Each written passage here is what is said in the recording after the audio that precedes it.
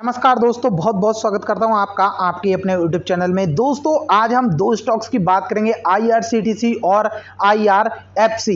अब देखिए, मैंने दोस्तों आपके लिए ये दोनों स्टॉक्स के ऊपर एक कंपैरिजन वीडियो भी आपके लिए दिया था। शायद से आप में से बहुत से लोगों ने उस वीडियो को देखा भी होगा, और अगर नहीं देखा है तो आप देख सकते हैं। देखिए, दोनों का कंप्लीट एनालिसिस आपको वहां पे देखने को मिलेगा।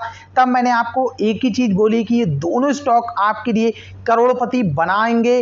और दोस्तों IRCTC में जो आपको तेजी देखने को मिली कल के दिन में, काफी लंबे वक्त के टाइम के बाद आपको इसमें बड़ी तेजी देखने को मिली, और इसने अपना 52वीं का हाई भी क्रिएट कर दिया 2457 रुपए का।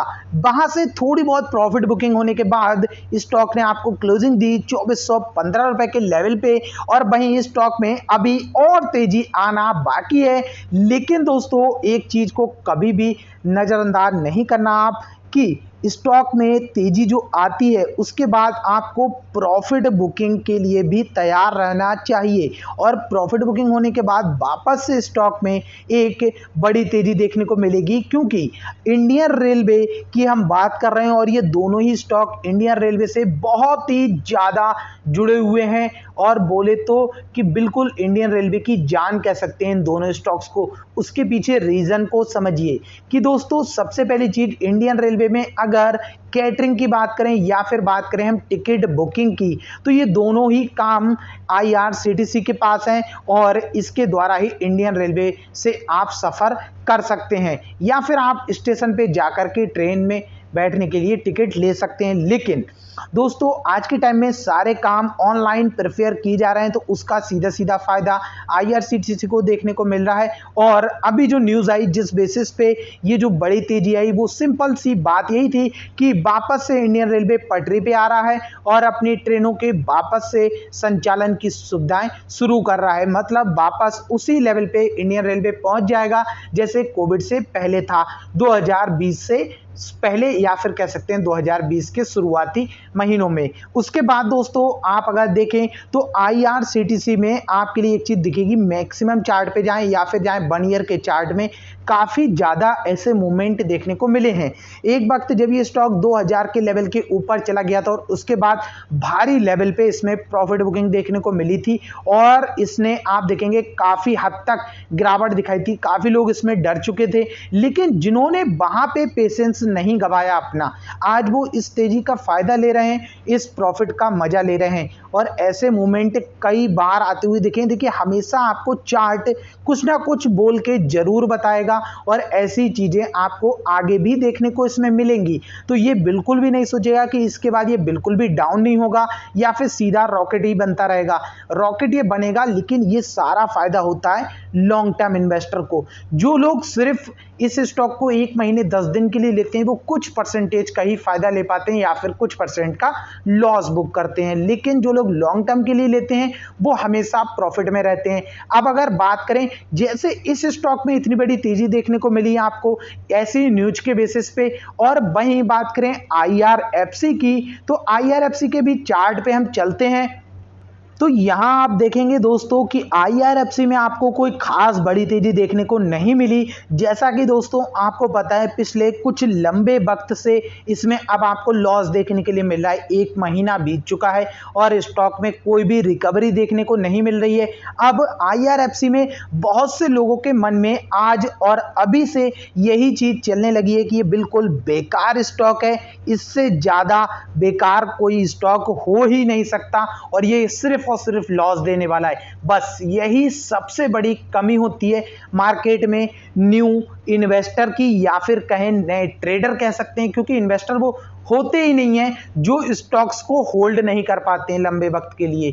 तो दोस्तों बेशक आपको ये बातें बुरी लग सकती हैं, आप इस वजह से वीडियो को डिसलाइक भी करेंगे, पर दोस्तों अगर आप ये चीजें नहीं समझेंगे तो आप मार्केट से कभी भी लॉन्ग टर्म में प्रॉफिट नहीं निकाल पाएंगे। देखिए, इस स्टॉक में अगर हम मैक्सिमम चार्ट पे जाएं, अगर 1 ईयर का चार्ट लगाएंगे तो वो भी मैक्सिमम में ही आ जाएगा।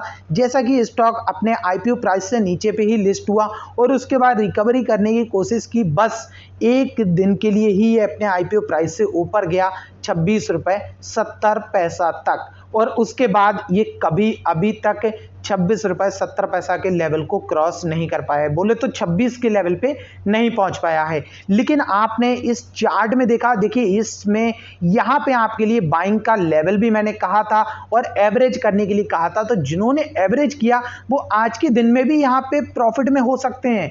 और दोस्तों वहीं अगर बात करें जिन्होंने एंट्री ही यहां पे ली है वो आज काफी अच्छे प्रॉफिट में है और एक वक्त के लिए तो इसने काफी बड़ी आपको रिकवरी करके दिखाई थी स्टॉक ने, वहीं साथ ही साथ आज भी प्रॉफिट आपको देखने के लिए मिल रहा है। लेकिन दोस्तों कोई भी आप देखेंगे कम प्राइस का स्टॉक रहता है और उस स्टॉक में आपको काफी लंबे वक्त तक होल्ड करना पड़ता है, उसके बाद ही आपको वहां से बड़ा मुनाफा देखने के लिए मिलता है। अभी IRCTC का आपने चार्ट देखा, उसमें भी ऐसे बहुत से मूवमेंट आए, काफी लंबे टाइम तक उसमें लॉस होता रहा, लेकिन आज आप देख रहे हैं स्टॉक कहां पर पहुंच चुका है।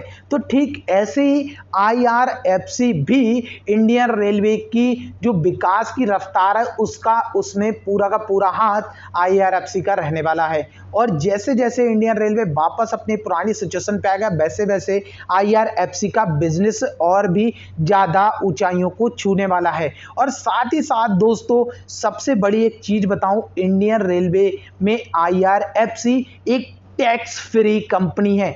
ये चीज शायद आपको पता हो या ना हो, बट ये टैक्स फ्री कंपनी है, तो यहाँ पे टैक्स नहीं लगता है। तो दोस्तों इसका सीधा सीधा फायदा IRFC को होता है। वहीं अगर मार्केट कैप की बात करें तो दोनों का कंपैरिजन करने की बात या फिर दोनों स्टॉक्स को एक साथ लेने की वजह भी यही है कि लगभग मार्केट कैप आपको दोनों का सेम देखने को मिलेगा, कुछ 19 और 20 का अंतर ही मिलेगा। और वहीं साथ ही साथ देखें तो इसमें आपको तेजी देखने को नहीं मिल रही है, बल्कि देखा जाए तो फंडामेंटल बहुत ही ज्यादा स्ट्रांग है IRFC के। मतलब शायद ही ऐसा कोई मल्टीबैगर स्टॉक आप कम प्राइस में ढूंढ के निकाल पाए इंडियन स्टॉक मार्केट में, जिसमें आपका पैसा पूरी तरह से सेफ रहने वाला है और कोई भी इस पैसे को भगा नहीं सकता, हटा नहीं सकता।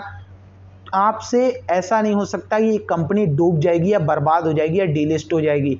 बट बहुत सी ऐसी कंपनियां हैं जिनमें आप पैसा लगाते हैं, उसमें बहुत से ऐसे चांस रहते हैं कि आपका पैसा डूब भी सकता है। लेकिन इंडियन रेलवे के जितने भी स्टॉक हैं उनमें आपका पैसा पूरी तरह से सेफ है। तो दोस्तों कहने का मतलब ये है, आप IRFC को बिल्कुल भी बेचिएगा मत। आपका पोर्टफोलियो जैसे रेड करना शुरू हो जाए, रेड साइन देने लगे IRFC में, आप अपना एवरेज कर सकते हैं। बाकी आप चाहें तो सिर्फ और सिर्फ होल्ड कर सकते हैं अगर आपको लगता है। लेकिन दोस्तों आपको यहाँ पे पेशेंस लंबा रखना होगा, और अगर आपके अंदर पेशेंस नहीं है तो आप इन्वेस्टर भी नहीं कहला सकते हैं।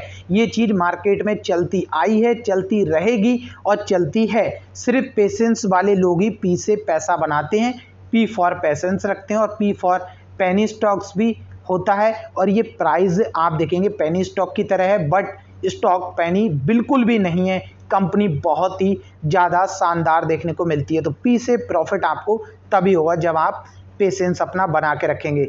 अगर आपको वीडियो अच्छी लगी हो तो लाइक कीजिएगा, चैनल को सब्सक्राइब कीजिएगा और दोस्तों IRFC को होल्ड कीजिएगा।